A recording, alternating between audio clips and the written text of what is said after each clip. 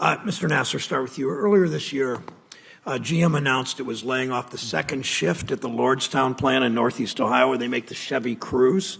1,200 workers at the plant got pink slips. That was in addition to the more than 1,000 workers on the third shift that had lost their jobs.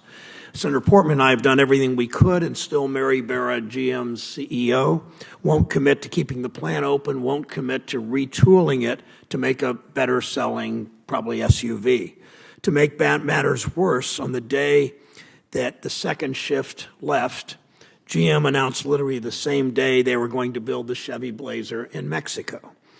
There's something wrong with this picture. A company decides to lay off more than 2,000 experienced auto workers at an historic auto plant in the United States, then announces they're going to build and they're going to build cars for the American market in Mexico.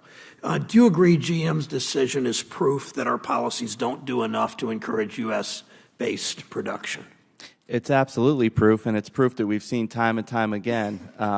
Unfortunately, we have a situation where there's no negative economic consequences for companies taking big tax breaks, breaking promises, and creating jobs overseas. And so it absolutely is a failure of policy that encourages this offshoring. Yeah. Thank you. Let me talk about a potential solution. In response to that decision, I introduced the American Cars, American Jobs Act. Bill has two parts. First, customers who buy cars that are made in the U.S., so that's roughly 50% domestic content and assembled here, get $3,500 off at the dealership.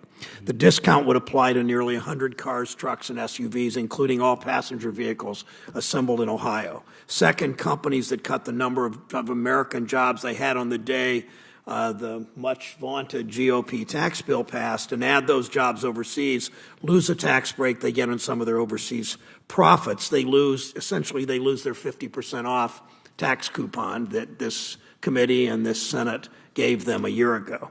Would this bill help keep auto jobs in the U.S.?